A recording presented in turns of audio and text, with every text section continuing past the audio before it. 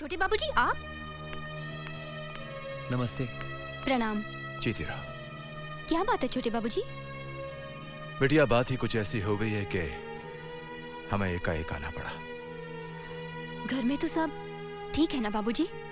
हाँ बिटिया, घर में तो सब ठीक ही है।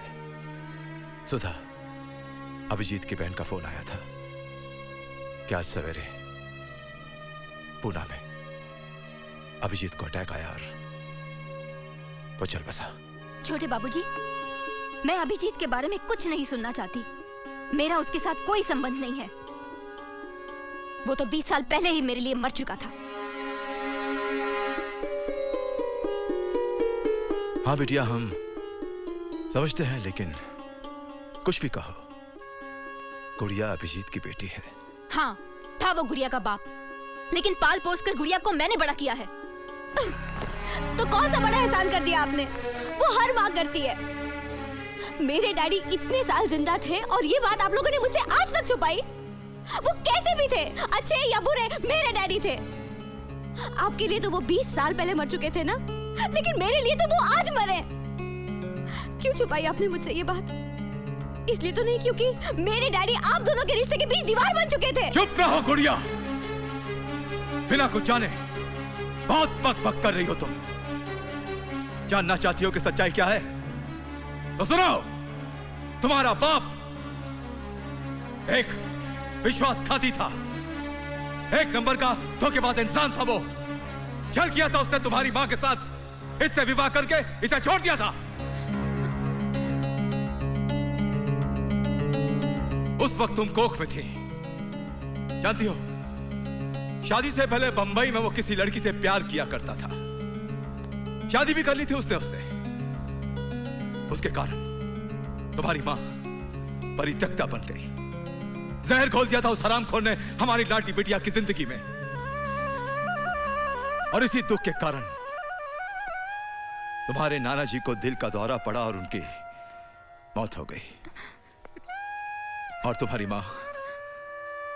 मां ने इतने दुख सहने के बावजूद अपनी सारी जिंदगी न्यौछावर कर दी तुम्हें पाल पोस के बड़ा करने में। देवी है ये, देवी।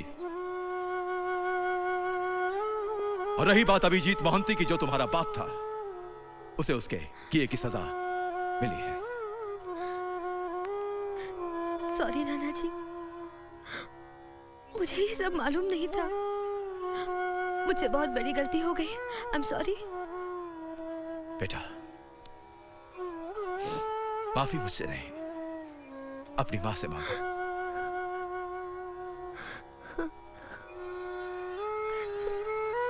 मम्मा, I'm sorry. I'm so sorry.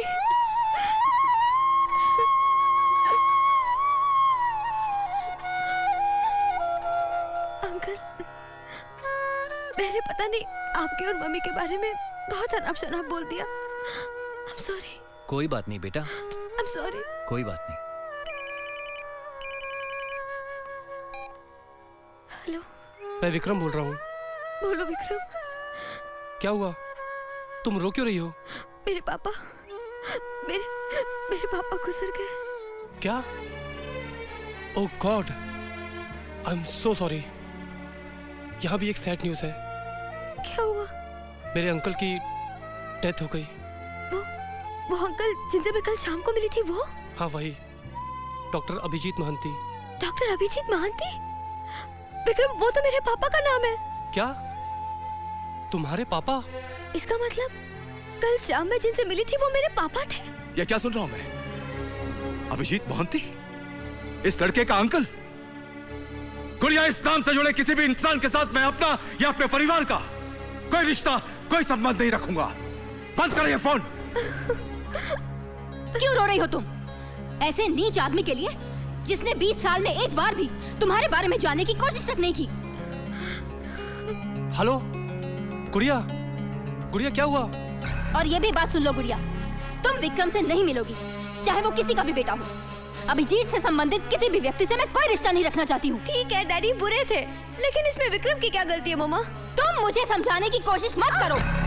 एक बार तुम्हारी बात मानकर तुम्हें मुंबई भेज दिया था, अब ये गलती दोबारा नहीं करूंगी। ना ही तुम मुंबई जाओगी और ना ही उस विक्रम से मिलोगी। तुम यही भुवनेश्वर में एमबीए करोगी, समझी?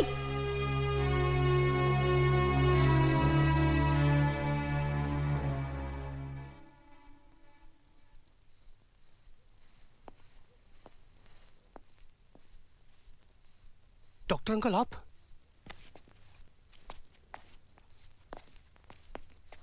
नमस्ते अंकल। नमस्ते। आप अचानक पूना में? बात कुछ ऐसी है। आइए ना प्लीज।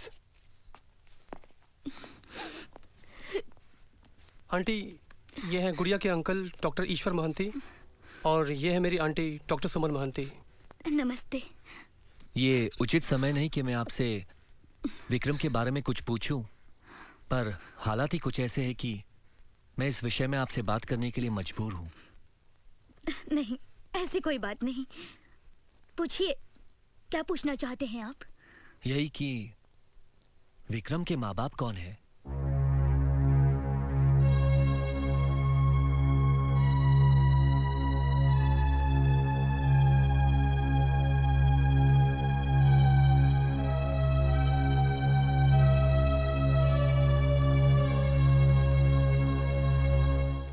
मैंने जेवियर इंस्टीट्यूट में बात कर ली है। तुम यहीं भुवनेश्वर में ही एमबीए करोगी। मामा, आप ये कैसी बातें कर रही हैं? एमबीए का 1 साल मैं ऑलरेडी मुंबई में कंप्लीट कर चुकी हूँ। अगर यहाँ एमबीए करना पड़ेगा तो मुझे 2 साल पढ़ाई करनी पड़ेगी। मेरे करियर का 1 साल बर्बाद हो जाएगा। मामा, होने दो, 10 साल बर्बाद होने दो।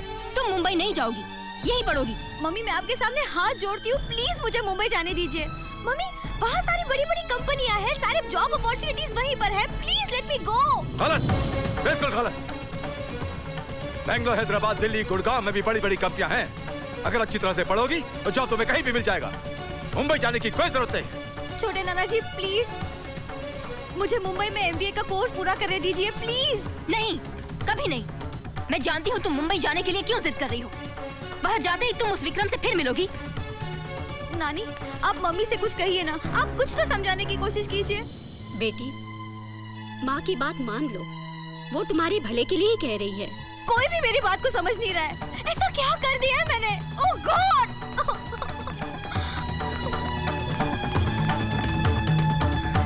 इस लड़की ने तो मेरा जीना मुश्किल कर दिया है। सारे घर को सर पर उठा कर रखा है।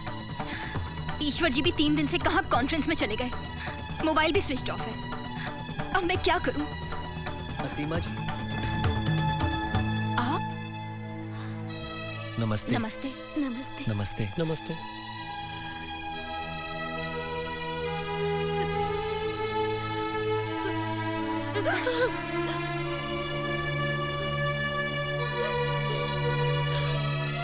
दीदी, दीदी मुझे माफ कीजिए। दीदी मुझे माफ कीजिए। मुझे क्षमा कीजिए दीदी। मुझसे जो भी हुआ अनजाने में हुआ। मैं जानती हूँ आपके साथ अन्याय हुआ है, और ये भी जानती हूँ कि दोष हमारा है। अंतिम समय में अभिजीत को अपने किए पर पश्चाताप हुआ था। आपके साथ जो भी बुरा हुआ उसके लिए वो अपने आप को जिंदगी भर दोषी मानते रहे। वो आपसे क्षमा मांगना चाहते थे, और गुड़िया से मिलने के बाद वो भी यही चाहते थे कि विक्रम से गुड़िया की शादी हो। आप मुझे माफ कर दीजिएगा दीदी। हमारे कारण आप विक्रम से नाराज मत होइएगा।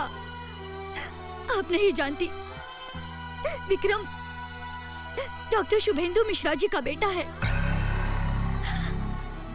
आपको शायद याद होगा कि जब आप आनंदपुर में लेक्चरर थी, तब उन्हीं के घर में किराए पर रहा करती थी, और वो बंबई में डॉक्टर थे। एक दिन कार एक्सीडेंट में डॉक्टर शुभेंदु मिश्रा और उनकी पत्नी बुरी तरह से घायल हो गए, और मरने से पहले उन्होंने अपने बेटे विक्रम की सारी जिम्मेदारी हमारे ऊपर सौंप दी। और तब से विक्रम को हमने ही संभाला है। हमें उसके गार्डियंस हैं। दीदी, मैं आपकी मानसिक स्थिति को समझ रही हूँ, लेकिन असलियत तो यह है कि विक्रम और गुड़िया एक दूसरे को बहुत चाहते हैं और इसलिए मैं आपसे विनती करती हूँ दीदी, आप इन दोनों को एक दूसरे से अलग मत कीजिए दीदी, मत कीजिए।